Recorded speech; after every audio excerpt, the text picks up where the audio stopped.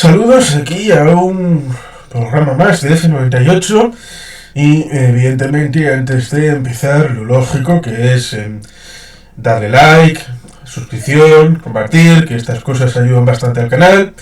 Y evidentemente, como F98 surge para la generación de 1998, aquí estamos dos jóvenes de una edad muy juvenil para comentar cosas que os pueden interesar acerca de la política y de la relación con lo público, con Xavier Grandio, asesor, conocedor, practicante de la política y amigo. Y ante todo, pues también gallego, ahora que vienen las elecciones el 18 de febrero. Correcto. Bueno, pues yo encantado de estar en este canal de jóvenes, aún siendo un cuarentón, pero yo encantado de poder hablar aquí contigo y, bueno, con la gente del canal. ¿Las elecciones son ahora también para los jóvenes? ¿O los jóvenes votan menos por razones diversas? Porque la participación política, según en qué momento histórico, puede tener mayor o menor incidencia o mayor o menor presencia. Bien, yo te puedo decir que depende de la generación y depende del momento histórico. El caso de Galicia es muy curioso.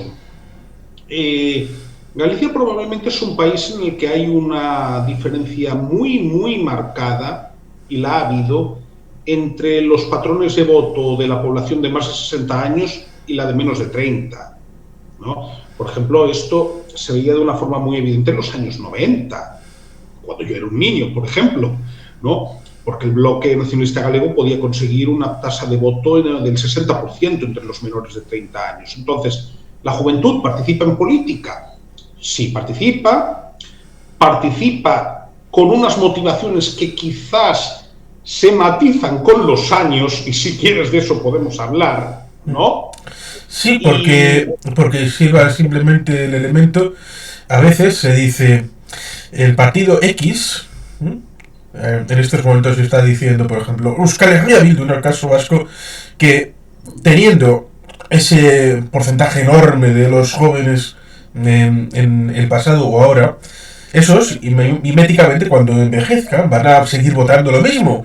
Y evidentemente se piensa, bueno, entonces van a ganar los jóvenes de ahora, y como ganaron los jóvenes de antes, entonces ya el cuento de la lechera. Ahora el BNG tendría que tener mayoría absoluta, porque los jóvenes que votaban ese 60%, pues tendrían que haber, por lógica, mantenido el voto. Y si ahora el BNG tuviera la misma prestancia de lograr voto joven, vamos, el BNG tendría que ser el rey del mambo en Galicia.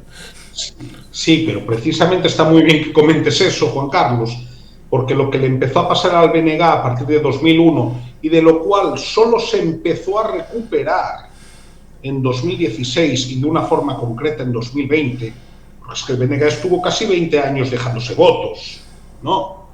Fue que a partir de 2001, esa gente, cuando cumplía los 30 años, en vez de seguir votando al BNG, votaba al PSOE. ¿Entiendes? ¿Por qué? Porque consideraban al BNG como una fuerza demasiado radical. Es decir, el votante podía seguir siendo un votante que se considerase progresista, pero digamos que ya no quería una ruptura, no quería zapatazos en el Parlamento de Galicia, no quería estridencias, ¿no? Y bueno, luego hubo una parte que acabó votando al Partido Popular también, ¿no? Pero quiero decir, pensar que porque tú a los 20 años votas una cosa, a los 40 la vas a seguir votando, es una ingenuidad. Es decir, a ver, yo lo digo siendo yo un bicho raro, porque yo sí que es cierto que mi primera militancia política fue a los 17 años, y yo sigo pensando en esencia lo mismo que pensaba con 17 años, y tengo 40. Pero, a ver, es normal que la gente evolucione, es normal que cuando tú eres más joven las cuestiones emocionales tengan más peso que las racionales, el proceso de configuración de tu personalidad o la socialización también tiene mucho que ver con lo que votas en un determinado momento de tu vida, y luego cuando vas haciendo camino, pues quizás ves las cosas de otra manera, ¿no? Es que la vida realmente es compleja. Y pensar que tú vas a votar lo mismo hoy en día de una elección a otra, a no ser que seas un militante comprometido con un partido, yo considero que es una ingenuidad. Sí, en buena medida, la juventud de cada cual viene inferida por los grupos de interés con los que te relacionas. Pues, y sobre todo, cuanto menor número, pues mayor concentración de esa opinión puede ser.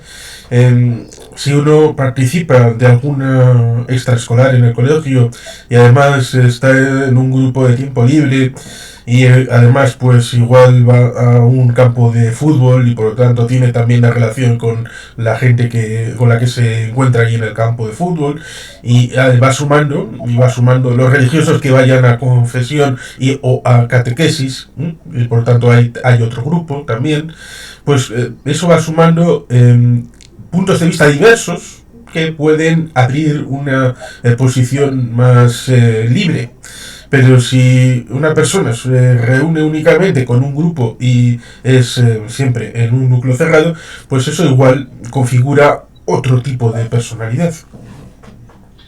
Claro, es que un poco ese es el tema, y eso sí que creo que es importante, ¿no? Comentar. Una persona cuando es joven en política tiene que evitar la endogamia, pero ya como actitud general. Es decir, si tú te relacionas únicamente con un determinado tipo de personas, vas a pensar como ellos. Y quizás te vas a perder unos puntos de vista que te puedan enriquecer, ya no solo política, sino humanamente. Entonces, yo sí que el principal riesgo que veo, ¿no?, de cuando eres joven y te metes en política, lo digo por mi experiencia personal, es que tú puedas vivir la política como un apostolado. Y eso puede ser peligroso, ¿eh? Puede ser peligroso. Entre otras cosas, porque un apóstol cree en lo que hace, evidentemente, con una gran vehemencia, pero un apóstol no se cuestiona lo que cree. Y la primera crítica que uno se tiene que hacer es a sí mismo. Lo de los demás, mira, quitando personas que te puedan importar y cuyo criterio puedas respetar, te puede resbalar. Pero lo primero que tú tienes que tener claro es que lo que estás haciendo es lo correcto y tener esa autocrítica de vez en cuando. ¿Qué sucede? Si tú estás actuando en grupo con la presión del grupo, pues muchas veces esa autocrítica te puede pasar de vez en cuando por la cabeza, pero dices, no, hay cosas más importantes que hacer. Y esto, llevado ad infinitum, pues te puede llevar a situaciones grotescas, ¿no? Y a comportamientos sectarios, ¿no? Entonces, yo lo que creo, y en ese sentido, pues creo que los jóvenes están siendo más inteligentes que mi generación, por lo general, es que las personas que ahora tienen 20 o 20 y pocos años se acercan a la política con escepticismo, no lo ven como un apostolado, la mayoría, siempre los hay, pero la mayoría no, y en ese sentido sí que veo que lo que es cómo tú te acercas a ella puede ser más sano. Como mínimo, esta es mi impresión, pero es una impresión personal, obviamente. Corriendo el riesgo de caer en el cinismo y el relativismo absoluto. Sí, pero yo te estoy diciendo que una cosa es actuar desde el escepticismo y otra cosa es ser nihilista. Una persona nihilista ni se toma la molestia de votar, por ejemplo. Sí, es equilibrio. Efectivamente. A ver, yo por ejemplo, siempre voto. Incluso cuando he tenido que hacer un voto de castigo. Pero siempre voto en tanto en cuanto considero que es un deber ciudadano, ¿no? Esto ya te lo pongo por ejemplo. Yo ahora mismo no tengo carnet de ningún partido político, pero entiendo que la implicación política no tiene por qué implicar militancia en un partido político, No tiene por qué. Tú puedes implicarte electoralmente votando, puedes implicarte socialmente a través de asociaciones, o puedes incluso estar en un partido político desde una posición crítica incluso con los tuyos, criticando las cosas en casa, que es donde hay que criticarlas, obviamente. Sí, claro, y evidentemente lo primero que hay que saber es dónde está uno, porque recuerdo un caso particular. Yo estuve 4 años en un grupo de tiempo libre y había algunos problemas organizativos. Y a veces tiene que uno situarse para saber cómo afrontar la respuesta.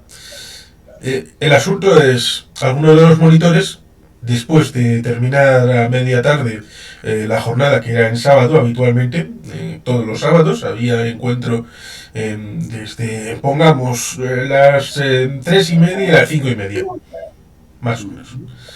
Y algunos de ellos pues después iban de fiesta hasta el resto de la tarde-noche del sábado. ¿Cómo vas a enfrentarte a aquella persona en el grupo de tiempo libre diciéndole cosas durísimas en la cara para que el grupo funcione si luego vas a ir con esa persona a tomar unos chiquitos? Eso a veces puede resultar que, por la paz de la María, porque lo importante no es esto de aquí, lo importante es tomar los chiquitos y por lo tanto no me voy a cabrear con esa persona y no le cuentas lo que tienes que hacer y por lo tanto la organización no funciona. Evidentemente, está muy bien que lo comentes, porque yo así te puedo poner el ejemplo de cuando yo entré por primera vez en un partido político, ¿no? A los 17 años. ¿Y cuál es el problema? Yo entro en el nacionalismo gallego de derechas, ¿de acuerdo? Sigo siendo nacionalista gallego de derechas, no tengo problema en decirlo, aunque me dedico al asesoramiento político. Yo cuando hago asesoramiento soy profesional, pero sí tengo mis querencias, ¿no? Cuando yo entro a los 17 años, recuerdo que, claro, entro siendo, como quien dice, un crío, y entras con gente más o menos de tu edad. Problema, el factor personal pesa mucho cuando eres tan joven. Y a veces pesa mucho más que las diferencias ideológicas y que las diferencias jerárquicas, ¿no? Entonces, tú me ponías el ejemplo del grupo, ¿no? De excursión, me imagino que era, ¿no? Sí, tiempo libre, excursión, convivencias.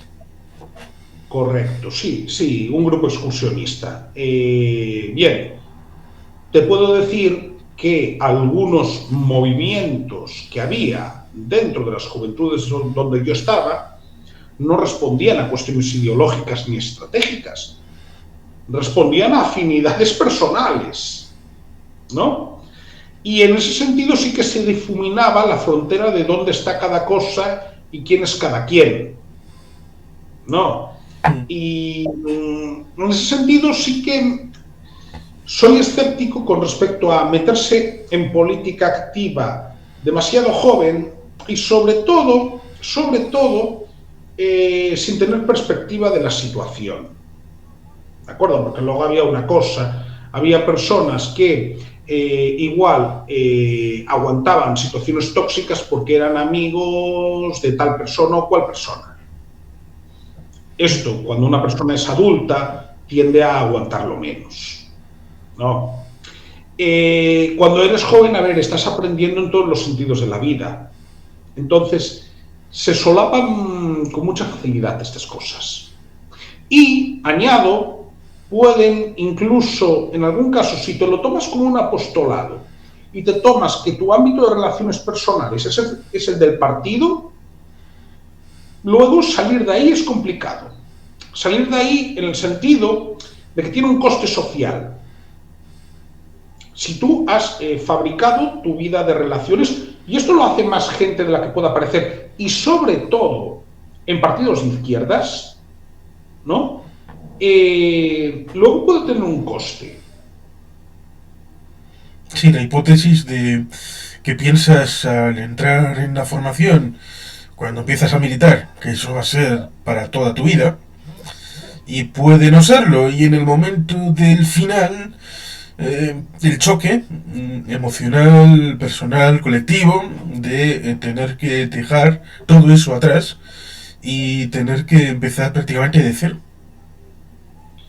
A mí me pasó, a mí me pasó, y vamos a ver, no me arrepiento, para mí fue una experiencia, yo incluso comento una cosa, yo entré en el nacionalismo gallego por una cuestión fundamentalmente emocional, pero probablemente hoy mis convicciones son más racionales al respecto, aunque básicamente no han cambiado, ¿no? Pero sí es verdad que te puedes encontrar con ese problema, de que tengas que empezar casi de cero. Sí, quiero decir, si tú has montado tus amistades o tus relaciones a partir de ahí, te puede pasar. Y no hablo solo de partidos políticos, hablo también de asociaciones que muchas veces están vinculadas a partidos políticos. Tampoco nos vamos a engañar. Sí, es un tracto bastante razonable y habitual, pero que a veces no es tan usual como pudiera parecer. El hecho de que la emocionalidad se mueve mucho y permite activar a ciertas personas, eso está muy bien, pero algunas personas, y más de las que pudiera parecer, mantienen esa emocionalidad y por tanto cuando viene algo mal, emocionalmente dicen una cosa, una butad o sueltan lo primero que se les ocurre y reaccionan de una manera horrible. Es no tan racional, paradójicamente, el hecho de metabolizar todo ese hecho emocional en elementos pensados que den contenido, cuerpo, a el hecho de esa militancia hasta el punto de pisar tierra, de anclarlo a lo que es real de la vida del día a día, más allá del corazón, poner cabeza y poner argumentos. Eso a veces no suele ser tan habitual y sería lo razonable que aquellos que se han movido pasionalmente primero, pues esa pasión luego la comiences a transmutar en hechos concretos que puedan servir para que ese camino continúe cuando la emoción pierda fuerza, que eso siempre llega a pasar. Claro, pero ¿sabes qué pasa? Que esto muchas veces es como cuando uno tiene mucha ilusión por una amistad o tiene mucha ilusión por un trabajo nuevo o tiene mucha ilusión por el amor, ¿no? Muchas veces el impulso inicial te piensas, cuando eres joven, ya cuando tienes unos añitos te das cuenta de que la historia no es así, ¿no? Pero te piensas, es lo que dices, que el tema va a durar siempre, que el cóctel de hormonas que tienes en el cerebro va a seguir siempre con la misma intensidad, lo cual, por cierto, sería extremadamente tóxico, ¿no? Okay. Pero muchas veces el problema está en que, efectivamente, no se llega a ese punto de racionalidad. O llegas a ese punto de racionalidad, pero muchas veces ya te has metido de hocicoz en que no son solo tus compañeros de partido, sino que son tus amigos o es tu novia, casos de estos, que son muy comunes dentro de las organizaciones juveniles de los partidos, ¿no? Entonces ahí ya se van mezclando otro tipo de intereses, que eso es lo que veo más complicado. Y luego, también, que igual te has ido de chiquitos con lo que has dicho antes, con un tipo, ¿no? Y resulta que este tipo pues empieza a hacer cosas que no son las que tú consideras oportunas, pero claro, es que yo me he ido de chiquitos con él, me he ido de juerga con él. Efectivamente, es que ese es el problema, que muchas veces es difícil poner esa cabeza y poner ese distanciamiento. Y vamos, a ver, a mí en mi caso, el distanciamiento me lo tuvieron que poner. Bueno, a mí y a la mitad de las juventudes del partido en el que estaba, ¿no? De hecho, fue una rancia bastante curiosa. Sí. Pero nos lo pusieron. Sí, eso tiene que ver con dónde pongas las prioridades y si en el ejemplo que ponía la prioridad era lo que venía después, la fiesta y el alcohol, pues evidentemente todo lo demás se va a subordinar a eso. Claro. A ver, Personalmente, yo ahora mismo veo la militancia política más profesionalizada, pero incluso en gente joven, repito, ¿eh? Eso sí que es algo que me llama mucho la atención con respecto a la época de principios de los 2000, que es cuando yo empecé a militar. Yo ahí sí que veo bastantes diferencias. Ahora la gente, yo creo que sí que, a no ser que entre muy joven, ojo, pero sí que la gente tiende a priorizar más. Esto no quiere decir luego que no se creen vínculos personales, porque evidentemente se crean, ¿no? Pero yo en ese sentido sí creo que las nuevas generaciones se maduran más rápido.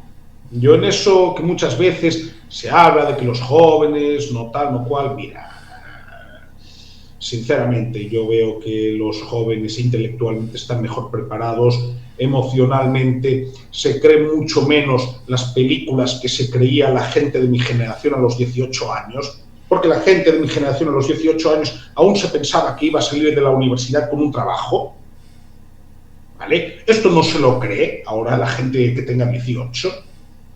Entonces, bueno, en ese sentido de madurez, quizás muchas veces se pone el foco, pero probablemente los que tienen 15 años menos que nosotros en esto hayan ido con otras expectativas. Luego, por supuesto, las hostias en la vida, si te las tienes que llevar, te las vas a llevar igual. Pero bueno, yo no soy optimista, ¿ves? Pues es bueno ser optimista, ¿sí? Lo que no sé es si la gente realmente participa más o menos, o dependiendo también en el hecho de según qué espectro izquierda-derecha, el nacionalismo español, nacionalismo Vale. periférico, o si evidentemente la participación electoral, que aparentemente participan más o menos en igual rango, se supone, luego ya hay estudios, pero en relación con la militancia política, pues igual hay menos militancia política y más activismo A ver, difuso. vamos a ver, es que ahí nos tendríamos que ir a Bauman, ¿de acuerdo? Sí, Y a su que teoría de la sociedad líquida. sí, a José Luis Uriz de este canal F98 le gusta mucho mencionar al señor Bauman. Sí, pero es que yo realmente, ojo, en otras cosas no estoy nada de acuerdo con él, ¿no? Pero en este tema de la sociedad líquida sí estoy de acuerdo en el siguiente sentido. Yo no creo que haya menos participación política que hace 20 años entre los jóvenes. Creo que esa participación es más líquida y es más difusa, pero probablemente hay más gente que participe. Porque hace 20 años estaba mucho más marcada la diferencia entre participar y no participar en política, ¿eh? Y esa diferencia te la daba el carné. Ahora mismo, primera, mira, a mí, yo es que, si no lo digo, reviento, ¿no? El caso de Podemos, ¿no? Que son teóricamente los más anti-yanquis. Vamos a ver, su modelo de afiliación es un modelo de partido político estadounidense. Hablemos claro. Ellos funcionan con el modelo de inscritos, que eso es lo mismo que hace el Partido Demócrata y el Partido Republicano. Y ese es un sistema de afiliación el más líquido que puede haber. Es lo más líquido que puede haber. Luego, vamos a ver, no hay partido más personalista que Podemos. Vamos a ver, ustedes saben, lo digo porque probablemente aquí también habrá gente de Latinoamérica, ¿no?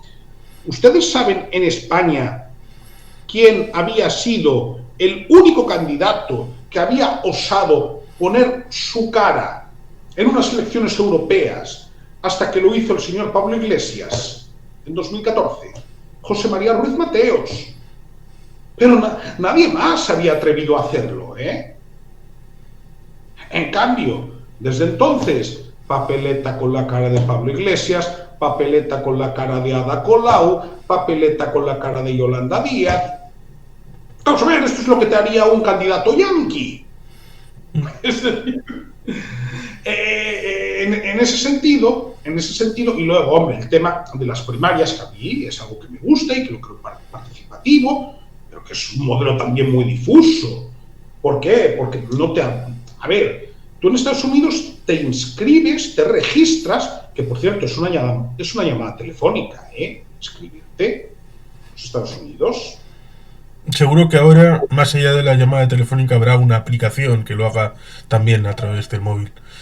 Sí, pero lo que te quiero decir es que no es como aquí que tú necesitas la firma de dos afiliados que te hagan de padrino. ¿De acuerdo? Mm, Tú pasarías por esto como yo tuve que pasar. sí. ¿Entiendes? No, quiero decir, no es esta la historia. Entonces, en ese sentido, yo lo que sí veo es que hay más activismo, pero activismo puntual. Ahora, si viéramos qué porcentaje de la población alguna vez pues, se ha metido en procesos participativos de este tipo, joven, pues igual nos llevamos una sorpresa. Yo no creo, sinceramente, que haya menos participación entre los jóvenes que hace 20 años. Yo creo que puede haber más, pero que esa participación es puntual, es difusa y es con un compromiso mucho más laxo. Y, por supuesto, sabiendo que esto no dura toda la vida. Lo cual resulta curioso porque, en efecto, la política sí dura toda la vida. Porque, evidentemente, salvo disrupciones posteriores, como le pasó a la generación de principios del siglo XX, en el caso del Estado español, donde se chuparon primero la dictadura de Primo Rivera y luego la larga dictadura de Franco, con lo cual eso de votar pues era muy aparente, pero luego democracia, democracia, no, no. Pues salvo esas cosas, en principio hay cada 4 años elecciones de un tipo, luego de otro tipo, multinivel, al ámbito municipal, al ámbito autonómico, al ámbito europeo, al Estado, Cortes Generales, y aparte de eso, en principio hay luego otros insumos de participación política. Bueno, iba a decir que, por ejemplo, consultas y referendos, pero en España no, de eso no gusta. No, no, en absoluto. No, pero fíjate, la política dura toda la vida, sí, pero Juan Carlos, ¿la democracia dura toda la vida? Pues depende de. Es que Depende damos por de. hechas, Sí, damos depende. por hechas cosas que no son, ¿eh? Depende de si hay demócratas. Bueno, tú imagínate que nos aparece aquí otro personaje deleznable como Vladimir Putin, ¿no? O otro dictadorzuelo de tercera como Alexander Lukashenko. Mm. O, ¿Podría? o Nicolás. Por ejemplo, o el tirano de Cuba, es decir, Sí. El es ahijado de decir, los Castro. sí, sí, sí, el ahijado, esa es la palabra, ¿no? Ese Madelman. Pero el caso es que no sería la primera vez que, y no voy a poner el ejemplo por una cuestión de buen gusto, que una persona gana unas elecciones y luego instaura un régimen autoritario. Esa me la sé, el pintor austriaco. Sí, hijo, creo que de un funcionario de aduanas. Sí, sí, pero prefiero no decir el nombre. Pero lo que te quiero decir, a ver, la democracia no tiene por qué durar siempre, pero es que es más, la democracia no tiene por qué ser el régimen preferido de una determinada generación. Ojo, es que claro, damos por irreversibles cosas que no tienen por qué serlo. A ver, evidentemente yo soy demócrata, yo defiendo el sistema de democracia liberal, si le quieres llamar así, porque considero que es el que puede garantizar los derechos de las minorías con respecto a otros sistemas, ¿no? Y porque establece unas reglas de juego en el que si se respetan y si hay separación de poderes, todo el mundo podría optar a detentar el poder ganando elecciones. Ahora, ¿quién nos garantiza que las próximas generaciones van a pensar que este sistema es mejor que los demás? En principio hay quien piensa que si hacemos una buena educación en valores, instruyéndoles en democracia, es decir, metiéndoles el hecho democrático entre el menú de la academia escolar, pues igual acabarán siendo demócratas. Lo cual tiene un pequeño problema de concepto porque durante 40 años el nacionalcatolicismo intentó establecer los valores de una democracia orgánica como era el régimen anterior bueno, pues no todos salieron falangistas. Bueno, pero sucede una cosa. Con lo cual siempre hay agujeros. Sí, pero quiero decir, para mí la única preocupación no está tanto con la gente que ahora tiene 25 o 26 años. Esa no me preocupa tanto. Pero sí me preocupa la que ahora pueda tener 18 o 19. Por una razón. Porque la democracia se gana día a día. Y a mí lo que sí que me preocupa mucho es que una situación donde la gente no tenga oportunidades laborales, no tenga oportunidades de progreso social y se siga vendiendo que dictaduras deleznables como la China son modelos, y esto se está vendiendo, ojo, por los medios de comunicación de Occidente, que eso es lo que me preocupa. Sobre todo cuando es propaganda y no es verdad. Porque Claro, los claro. terribles problemas que tienen en educación, económicos, sanitarios, de Y de empleo, derechos humanos. demográficos. Sí, sí. Y de derechos humanos. Que se lo Sí. pregunten a los tibetanos o a los uigures, sin ir más Mm. lejos. Y a Hong Kong. Claro. Sí, sí, pero ¿sabes por qué lo digo? Sí, hombre, lo de Hong Kong, por supuesto. Lo que pasa es que, ¿cuántos millones de uigures hay? Bastantes más. ¿Cuántos? Lo que pasa es que los de Hong Kong tenían un sistema democrático y por el hecho de no haber podido defenderlos los británicos, que en teoría tenían que defenderlos, pues se han visto expuestos a lo que están ahora. De todas maneras, yo tengo la Porque también sensación de está que... el hecho por arriba, estás situando por el tema de abajo y es muy interesante, pero algunas potencias para enfrentarse a los españoles en Gibraltar y enfrentarse a los argentinos en Malvinas pueden valer, pero luego se rilan por la pata de abajo cuando tienen que enfrentarse a los chinos. Y estamos hablando del 84, Margaret Thatcher, contra los chinos de entonces, no con los chinos de ahora. Claro, no, no, totalmente, totalmente, pero precisamente eso es lo que me preocupa. Y lo que me preocupa es que se siga vendiendo propaganda pro-China y que las nuevas generaciones empiecen a ver China como una alternativa civilizacional. Mm. Eso sí que me preocupa. Sí, y es Que hasta cierto, ahora... y es cierto porque nada más entrar David Cameron a primer ministro en el 10 de Downing Street, hubo un ministro que dijo: el futuro de Europa tiene que pasar por el sistema laboral chino. Y o, Es la explotación más horrorosa. y o se cambia el sistema laboral europeo por uno chino, o nos vamos de la Unión Europea. Y en ese momento dije, pues iros, marcharos. No, el sistema laboral chino no se puede defender. No, vamos. Pero ese es el problema. Lo que sí que hay es muchísima fascinación que se intenta vender. Y eso sí que me preocupa, porque mira, a ver, yo cuando tengo a un putinejo delante, no me preocupa. No, no, no me preocupa porque Vladimir Putin es un personaje siniestro que es muy fácil de, digamos, que de descalificar. Básicamente, Rusia tiene casi el triple de población que España y tiene el mismo PIB. Con esto ya lo decimos todo, Mm. ¿no? Y bueno, no hace falta decir cómo ha entrado de forma brutal en Ucrania, cómo está reprimiendo a civiles, cómo persigue a la población LGTBIQ+. Sí, ¿No? la propia limpieza étnica contra las poblaciones no eslavas, no blancas, para enviarlas a la Claro, picadora de carne. claro. Es Mm. decir, eso hay muy poca gente con dos dedos de frente que lo defienda. Pero lo de China sí que me preocupa bastante más. Y en ese sentido, sí creo que el gran reto que vamos a tener como sociedad o como civilización, no sé si la palabra es educar o más bien divulgar, es poner en valor que la democracia es algo que hay que defender continuamente.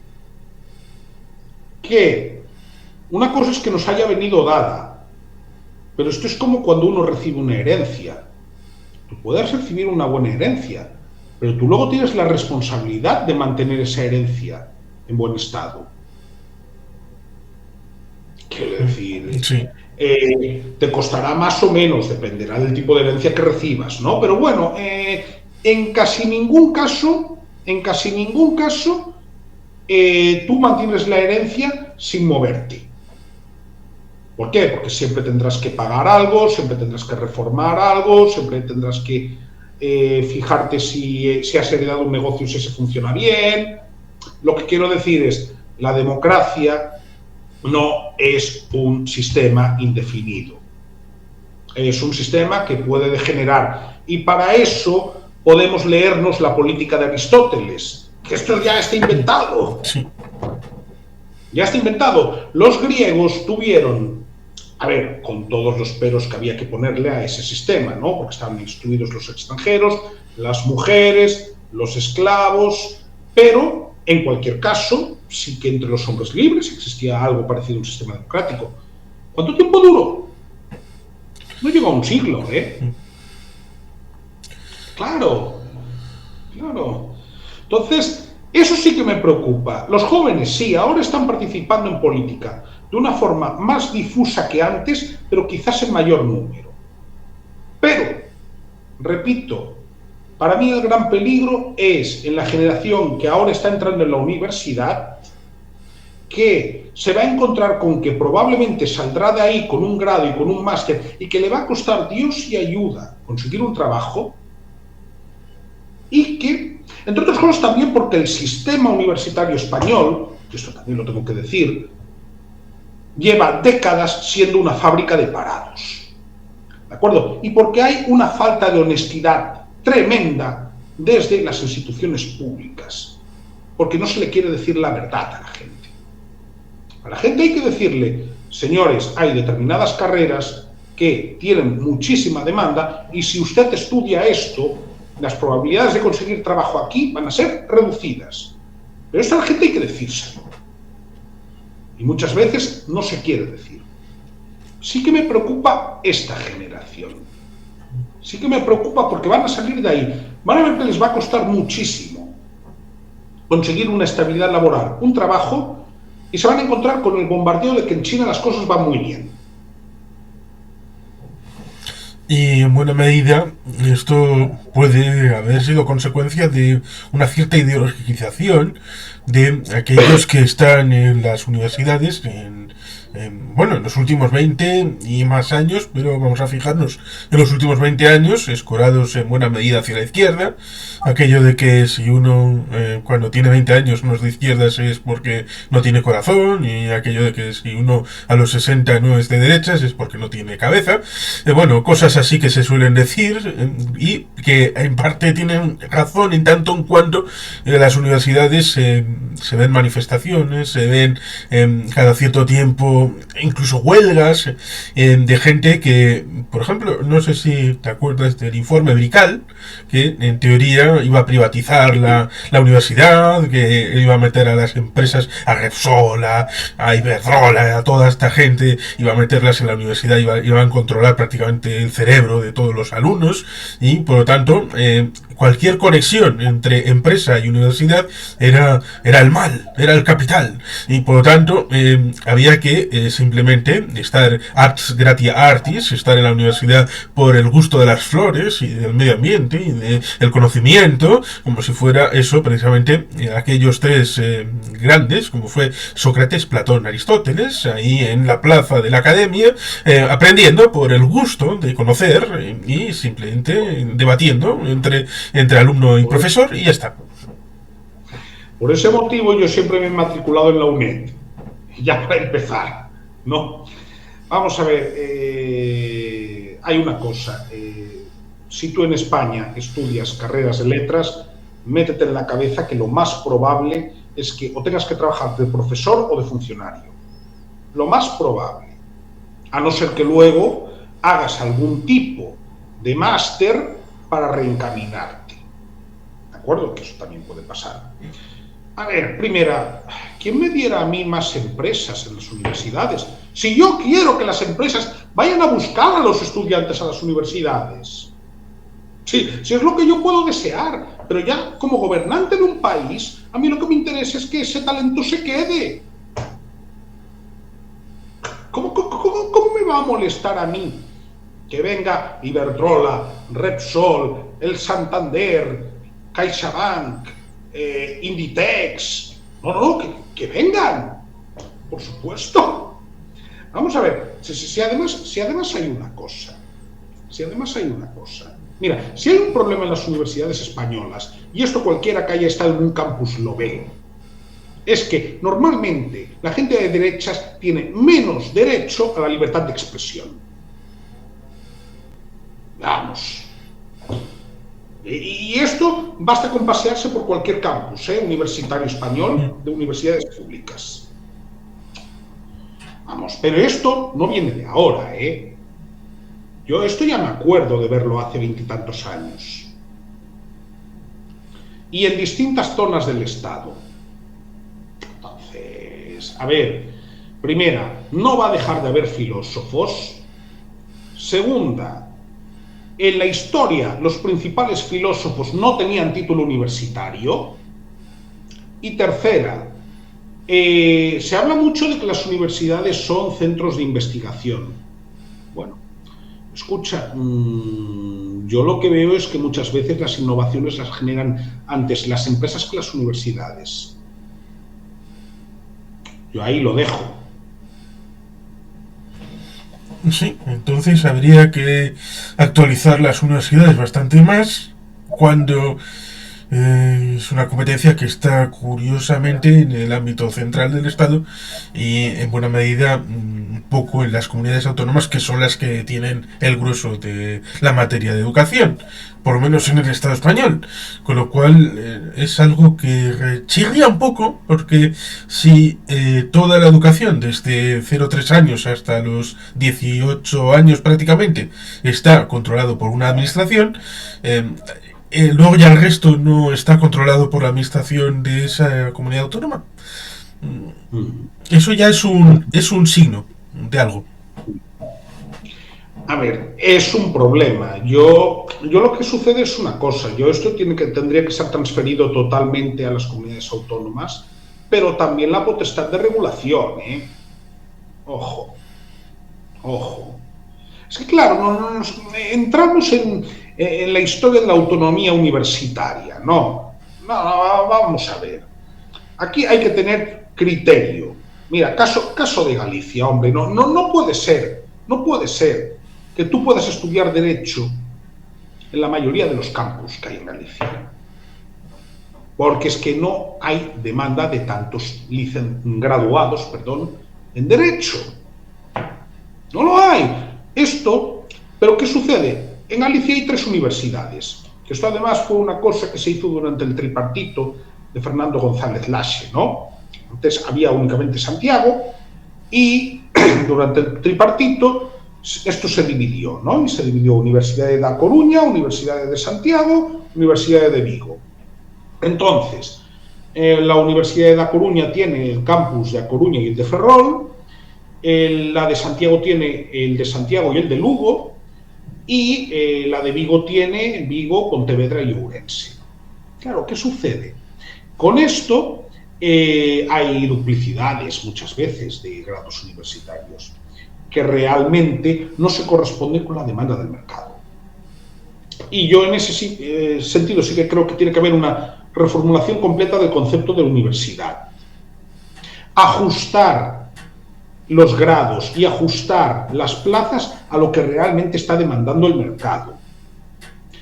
Y tercera, garantizar de verdad la libertad de expresión dentro de los campus universitarios. Y no lo digo solo por cuestiones de posicionamiento ideológico. Hay que puntualizar un elemento que a veces es acusado de, bueno, ya estáis ahí con el elemento etéreo porque el mercado a esto, el mercado al otro. El mercado son personas que compran y venden. Así de sencillo. Voluntario. Son personas. Claro, claro. No es Soros hablando con Bill Gates, oye, vamos a poner esto ahora mismo en este punto y a este precio. No. Esto es, a ver, Manolo, ¿cuánto vamos a coger de panga hoy? Bueno, vamos a coger 5 kilos. Bueno, ¿cuánto hay? 3 kilos. Pues entonces esos 3 kilos se van a encarecer porque solamente hay 3 kilos y vamos a pedir 5. Y si en realidad pasara lo contrario, oye, que vamos a pedir 3 kilos y hay 5, bueno, ¿quién se lleva los otros 2? Nadie más quiere. Bueno, pues entonces va a ser igual el precio más barato. Te van a decir tal vez, oye, ¿quieres llevarte los 5 y te hago una rebaja? Eso es el mercado. Sí, pero es que yo no veo dónde está el problema. Vamos a ver, tú vas a formarte para luego contribuir a la sociedad. Es que además hay que entender una cosa. Tú, cuando estudias, te estás formando para el futuro, pero es que tú también tienes unos deberes sociales. A ver, yo tengo el derecho a trabajar, pero también tengo el deber de trabajar. ¿Por qué? Porque esta fiesta no se mantiene si yo no pago impuestos, por ejemplo. Es que yo esto lo entiendo perfectamente. Entonces, uno también se tiene que plantear, aunque no me gusta esta frase atribuida a Kennedy, no preguntes lo que tu país puede hacer por ti, sino lo que tú puedes hacer por tu país. Pero, Sí, del primer discurso digamos, investidura, aunque no es la palabra exacta. claro, pero realmente uno también tiene que pensar que, a ver, hombre, mira, este lugar tiene sus defectos, pero la mayoría de la gente vive bastante bien y con bastante seguridad, pero comparado con cualquier país latinoamericano, quizás con la única excepción de Chile en algunas zonas, por supuesto, infinitamente mejor que en cualquier país africano, en cualquiera, incluso el más próspero, y también mejor que en cualquier país asiático con alguna que otra excepción. Esto hay que decirlo. Entonces, eso también obliga a decir, bueno, señores, sí, tú tienes derecho a desarrollarte conforme tus habilidades y vocación, pero luego esa vocación tiene que contribuir a la sociedad. Claro. Es decir, que hay que decirle a los jóvenes que tienen derechos, pero también deberes. Y estos, ¿Cómo no lo había sido? y estos emanan también de la Constitución. Sí, la española, por ejemplo, sí. La española, aparte de que nos obliga a saber español, pero, por ejemplo, ni a ti te obliga a saber euskera, ni a mí me obliga a saber galego, ¿no? Y Esas luego, cosas curiosas, sí, y ¿no? luego ya lo de utilizarlo ya es otra cosa distinta. Sí, Claro, claro. Pero saber tenemos que saber castellano tú y yo, sí. aunque no queramos. Pero, por ejemplo, en la cuestión del trabajo, el trabajo no solo es un derecho, es también un deber constitucional. La gente se tiene que leer el texto. Sí. Pero aparte me acuerdo, la literalidad del artículo es, todos los españoles tienen el derecho y el deber de trabajar. Dicho esto, yo estoy totalmente de acuerdo con ese artículo. Es decir, con todos los matices, una persona que esté impedida, evidentemente, pues si no puede trabajar, tiene que tener un subsidio. Evidentemente, una persona a partir de una cierta edad debe tener un retiro digno y, por supuesto, pues por desgracia, mucha gente está en el paro y quiere trabajar y no puede. Pero la actitud de que, oye, yo tengo que desarrollarme según lo que siento, pero yo también tengo que aportar al conjunto de la sociedad. Yo sí creo que es una actitud con la que uno tiene que ir cuando es joven. Yo de hecho siempre he tenido muy claro que las cosas en las que yo vivía o la sociedad en la que yo vivía no me estaba regalando las cosas, en el sentido de que eso tenía un coste. Porque estas cosas cuestan dinero. Es decir, el hecho de que yo, si me enfermo, vaya a un ambulatorio gratis, no viene del aire. Vamos a ver, en España las competencias de sanidad están transferidas. Por eso sé que el 40% del presupuesto de la Xunta de Galicia se lo gasta el Sergas, que es el equivalente a Osakidetza. Sí. Claro, entonces, oye, tú en Colombia, si vas a un hospital, tienes que pagar una parte, ¿eh? ¿Cuándo vas? Por poner, ¿O después? ¿eh? ¿En el momento de estar o después? Cuando sales, pero tienes una factura que pagar, ¿eh? Es decir, a ver, ojo, hay una parte que sí que te la cubre el seguro, pero otra parte no. Y en Panamá también pasa. Pasa también en Chile parcialmente. Quiero decir, a ver, es que muchas veces no somos conscientes de que para mantener la sanidad pública hay que hacer un esfuerzo colectivo.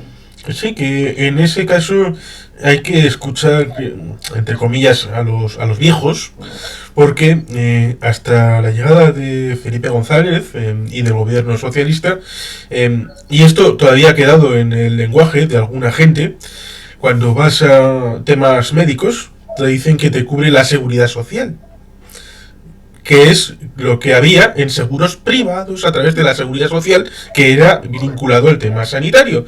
Luego ya con la proliferación de la sanidad universal en los años 80, eso cambió, sobre todo con el tema de la transferencia a las comunidades autónomas en el caso de España.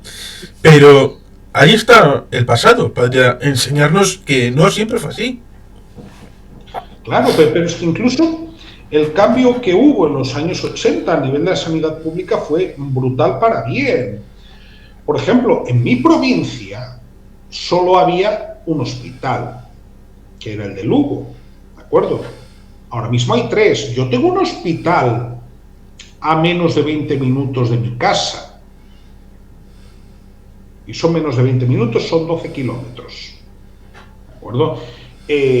Todo esto, aunque aún lo inauguró Ernest Lluch, que era el ministro de Sanidad de la primera legislatura de González, mejoró muchísimo la atención. Voy a poner un caso que mucha gente no conoce. A ver, la cornada mortal a Paquirri, ¿de acuerdo? Voy a explicar por qué pongo este ejemplo, ¿no? Eso sucede en 1984. ¿De acuerdo? Paquirri era un torero muy famoso de la época de 1980, digo para los que no lo sepan. La cornada se la dan en Pozo Blanco. Pozo Blanco es la capital del Valle de los Pedroches, en el norte de la provincia de Córdoba. Bien, si a Paquirri esa cornada se la dan un año después, no habría muerto. ¿Por qué? Porque en aquel momento estaban terminando de construir el Hospital Comarcal de Pozo Blanco. ¿Qué pasa? Pozo Blanco está a más de 60 kilómetros de Córdoba. Paquirri se desangró en el camino porque había que llevarlo a Córdoba. Quiero decir, te pongo este ejemplo para que veas cuántas vidas se han podido salvar gracias a la descentralización de la sanidad. Sí. Porque fue en los años 80, cuando se empezaron a construir hospitales comarcales de una cierta importancia.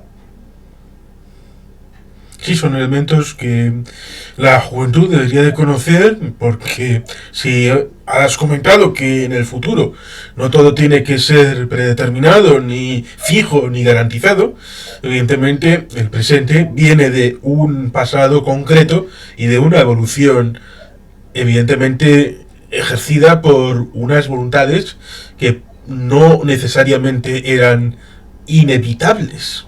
Fueron decisiones de una determinada índole y un determinado horizonte, el que hizo que el presente actual sea como es. Efectivamente, pero por eso digo, es que nada está escrito al final. Aunque a nosotros nos lo parezca, nada está escrito. Entonces, por supuesto que tenemos que saber de dónde venimos, lo que se ha conseguido y también ser consciente de lo que se puede perder. Y, por supuesto, no banalizar a dictadores, no subestimarlos, no quedarse fascinados con el discurso tecnológico o del crecimiento económico, que habría que ver hasta qué punto es cierto ese crecimiento económico en China, después de los grandes problemas que han tenido con el ladrillo, ¿no? Sí, y también que una vez dijeron que el Producto Interior Bruto no valía, incluso se intentaron inventar el Producto Interior Bruto verde, y con el pasar de los tiempos ahora siguen utilizando el Producto Interior Bruto, incluso cuando dicen el mundo va a dejar de contar con el dólar. Ya, pero sigues utilizando el dólar PPA como valor para evaluar la economía china, con lo cual hipocresías las justas. Efectivamente. Entonces, yo ya digo, a mí actualmente yo sí veo una juventud que participa en política de una forma distinta como se hacía antes, quizás con menos afiliación a los partidos políticos, pero con más participación informal, tanto en procesos electorales como sobre todo en votaciones internas. A corto plazo no me preocupa, pero repito, sí que me preocupa quizás a 10 años vista. Sí que me preocupa, sobre todo si desde Occidente no se da claramente la batalla cultural de defensa de la democracia. Eso sí que creo que tiene que ser algo irrenunciable. Y la democracia se defiende también en Ucrania, dicho sea de paso. Obviamente, Slava Ukraini, Herovia Slava. Y evidentemente estamos prácticamente en la finalización de esta amable conversación contigo. Tienes un canal de YouTube, evidentemente haz la aportación explicando cómo la gente se puede acercar a él para ver los vídeos que aportas a través de tu canal. Bien, pues explico. Básicamente es un canal de análisis de hechos políticos de actualidad. De vez en cuando también hablo de algún acontecimiento histórico que considere reseñable. Y pues últimamente también me estoy animando al tema de hacer entrevistas. Entonces, a ver, encontrarme es bastante fácil. Si vosotros ponéis en YouTube Xavier Grandío, vais a encontrar mi canal. Yo le llamo canal de Xavier Asesor porque me dedico al asesoramiento político, pero digamos que es fácil suscribirse, es fácil localizarme. Normalmente son vídeos cortos, excepto las entrevistas, no suelen durar más de 6 o 7 minutos. Y bueno, lo que intento es hacer una píldora o condensar algún tema con un afán divulgativo, para que luego también la gente, que esa es la idea, se informe por su cuenta y pueda ampliar la información, mejor dicho. Sí, porque San Google ha puesto a disposición de mucha gente algo que antes tenías que ir a la hemeroteca o a algún archivo especializado. Y evidentemente esto tampoco es de toda la vida, cuando el smartphone pues es de hace, ¿cuánto? 16 años prácticamente, más o menos. Y por tanto eso es una novedad que hay que valorar, porque la vida es una roca que anda, es como dirán en inglés, it's like a rolling stone. No es una foto fija de un momento dado, ay qué bonito cuadro, no, eso es ir al museo y queda bien, pero luego la vida evoluciona y siempre va hacia adelante.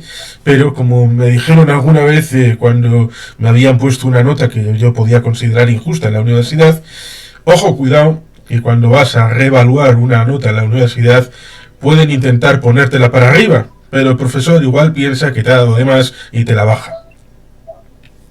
Sí, es un arma de doble filo. Totalmente.